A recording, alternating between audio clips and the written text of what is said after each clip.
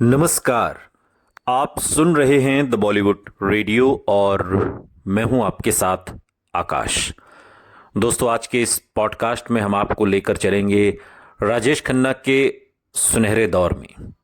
वो दौर जब राजेश खन्ना बहुत बड़े स्टार थे, सुपरस्टार थे। 6 या 60 उस पर हमेशा आनंद, आराधना और हाथी मेरे साथी में निभाए अपने किरदारों की खुमारी छाई रहती थी। जब आप उसके साथ होते हैं, वो ज्यादातर 60 साल के बुजुर्ग दादाजी की तरह बर्ताव करता है। वो सांसारिक ज्ञान के बारे में आपको उपदेश देता है, आपको डांटता है, और अगर आप कुछ गलत कर रहे हों तो आपको ठीक करने की कोशिश करता है, या फिर वो 6 साल के बच्चे की तरह नखरे दिखाता है और नाराज होकर अपनी खास स्टोरी आपके प्रतिद्वंदी पत्रकार को दे देता है। वो भी सिर्फ इसलिए कि आप उसके बताए हुए वक्त पर नहीं पहुंचे। इसके बाद वो आराम से बैठकर आपके चिढ़ने का आनंद भी लेता है, किसी बच्चे की तरह जिसने आपकी चॉकलेट किसी और को दे दी हो। राजेश खन्ना के दोहरे व्यक्तित्व को बयां करते हुए राजेश खन्ना की बहुत खास रही पत्रकार देवयानी चौबल एक इंटरव्यू में इस बात का जिक्र करते हुए कहती हैं। देवयानी चौबल राजेश खन्ना की बहुत खास थी, बहुत बड़ी राजदार थी, या यूं कहिए कि ये जो सुपरस्टारडम, सुपरस्टार का टैग आप देखते हैं, क्योंकि उससे पहले स्टार कहा जाता था, सितारे कहे जाते थे हिंदी फिल्म के इन कलाकारों को, लेकिन स्टार से सुपरस्टार शब्द देवयानी चौबल ने दिया। राजेश खन्ना के लिए उनका जीवन और फिल्में एक दूसरे का विस्तार बन गए थे, और ये आदत अक्सर बेतुकी बातों को जन्म देने लगी थी।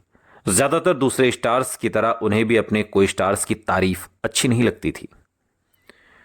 राजेश खन्ना को यह पसंद नहीं था कि कोई उनके सामने किसी और स्टार की तारीफ करे, लेकिन अपने दोस्तों और साथ काम करने वालों से वो अपने प्रति पूरी वफादारी चाहते थे। वो चाहते थे कि जो लोग उनके आसपास हैं, जो लोग उनके साथ हैं, वो उनके प्रति पूरी तरीके से वफादार रहें, या तो उनके साथ रहें या फिर उनके साथ ना रहें। चाहे वो फिल्म पत्रकार देवयानी चौबल हों, उनकी गर्लफ्रेंड अंजू महिंद्रू हों, उनके यार दोस्त हों, हीरोइन हो उनकी मुमताज़ भी एक इंटरव्यू में कहती हैं कि अगर मैं किसी और के साथ फिल्म साइन कर लेती थी तो काका जी बहुत नाराज़ होते थे। हालांकि वो खुद दूसरी हीरोइंस के साथ फिल्में करते थे, लेकिन मैं अगर किसी हीरो के साथ फिल्म साइन कर लूं तो ये बात उन्हें अच्छी नहीं लगती थी। उनकी हर फिल्म को फैंस अब सिर आंखों पर बिठा रहे थे।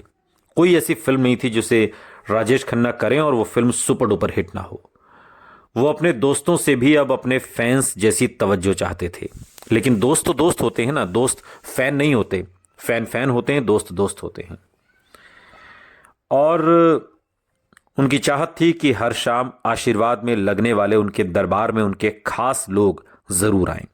इन खास लोगों में उस दौर के कई प्रोड्यूसर्स, स्क्रिप्ट राइटर्स और छोटे मोटे रोल करने वाले कुछ एक्टर्स भी होते थे। जो भी निर्माता निर्देशक राजेश खन्ना के साथ फिल्म बनाने का इरादा रखते थे, उन्हें कभी ना कभी इस खन्ना दरबार में हाजिरी जरूर लगानी पड़ती थी।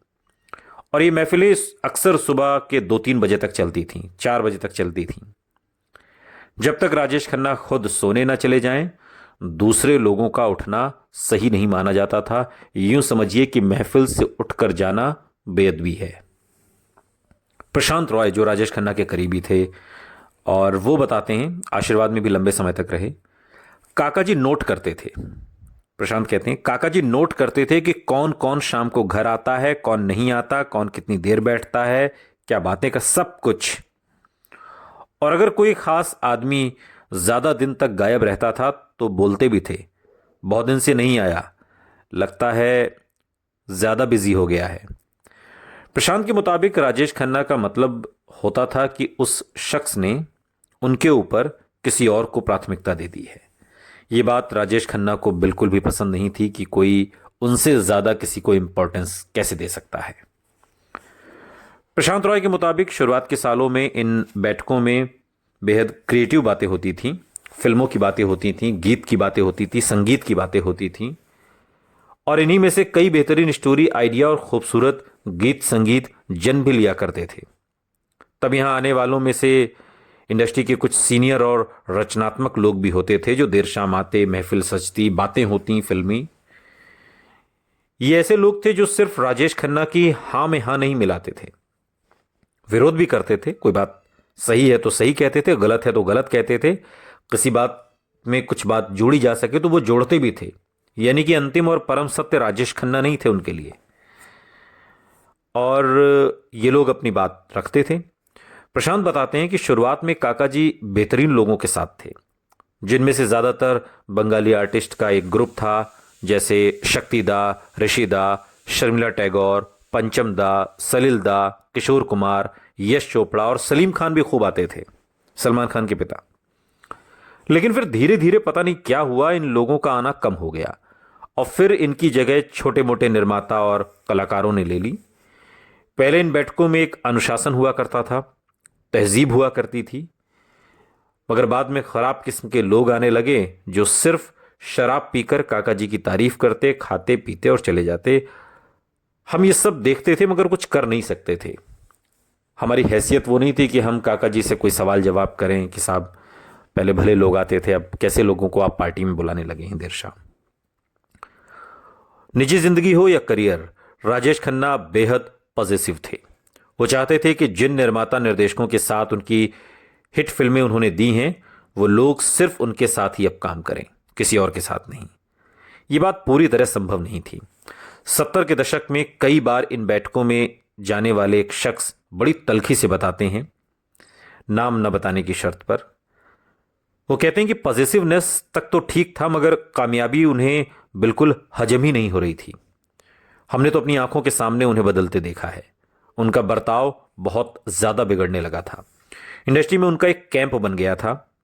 अगर कोई उस कैंप से बाहर जाना चाहता था तो उन्हें कतई बर्दाश्त नहीं होता था, और ऐसे लोगों को वो सबके सामने भद्दी गालियां तक दे देते थे, ठेठ पंजाबी में। शुरुआत में उनके नाम पर फिल्में चलती थीं, इसलिए कई निर्माताओं ने इस बर्ताव को बर्दाश्त भी किया। अब उगते सूरज को भला कौन सलाम ना करता। मगर जिन्हें अपनी इज्जत प्यारी थी, उन्होंने धीरे धीरे काका से अलग होना ही अपनी भलाई समझा, और वो लोग धीरे धीरे अलग हो भी गए। इस बर्ताव पर रोशनी डालते हुए सलीम खान बाद के दिनों में एक इंटरव्यू में कहते हैं, जो एक दौर में राजेश खन्ना के खन्ना दरबार में आशीर्वाद बंगले में हर शाम होने वाली पार्टी का हिस्सा बना करते थे। वो एक इंटरव्यू में कहते हैं कि एक एक्टर इतना पॉजिटिव हो जाता है कि वो अलग अलग बैनर की चाहे 10 पिक्चरें करे, लेकिन आपको इजाजत नहीं है कि आप उसके अलावा किसी और के साथ काम करें। उसके साथ बैठने वाले लोग उसे भड़का देते थे। हमने राजेश खन्ना से कहा कि आप तो कर रहे हो अलग अलग प्रोड्यूसर्स की 10 पिक्चरें और हमसे ये उम्मीद रखते हो कि हम आपके ही साथ काम करें।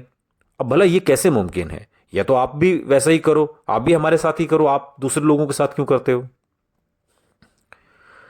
तो इतनी उनमें समझ नहीं थी, इतनी मैच्योरिटी नहीं थी कि समझें कि मेरे साथ भी काम करेंगे और दूसरों के साथ भी करेंगे। सलीम खान कहते हैं he was a very positive person by nature. बहुत ज्यादा। चमचों से घिरे राजेश खन्ना को तारीफ से प्यार हो चुका था।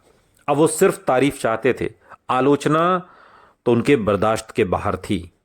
वो आलोचना चाहे उनके करीबी लोग करें, नामी गिरामी डायरेक्टर, प्रोड्यूसर, राइटर करें, या उनकी गर्लफ्रेंड अंजू महेंद्रू, अब उन्हें बर्दाश्त नहीं था। राजेश खन्ना के साथ काम कर चुकी एक कैरेक्टर आर्टिस्ट बताती हैं, बाद के दिनों में नाम न बताने की शर्त पर, वो गलत लोगों पर विश्वास करते थे, और अगर आपकी कोई बात उन्हें बुरी लगी तो वो बदला लेने पर उतारू हो जाते थे। और इस विषय पर रोशनी डालते हुए वरिष्ठ पत्रकार रऊफ अहमद बाद के दिनों में बताते हैं कि फिल्म इंडस्ट्री में ऐसे बहुत से स्टार्स हुए जिनका बर्ताव एक कामयाब शुक्रवार के बाद बदतर हो जाता था। राजेश खन्ना इसकी शानदार मिसाल हैं।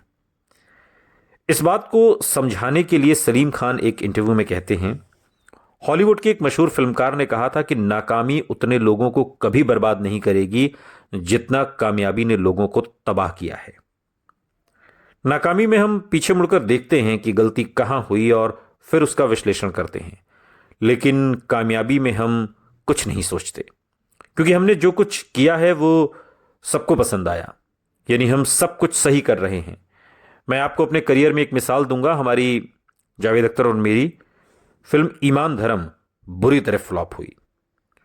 मैंने उसे 11 बार देखा यह समझने के लिए कि स्क्रिप्ट में गलती कहां हुई, लेकिन शोले मैंने सिर्फ एक बार देखी।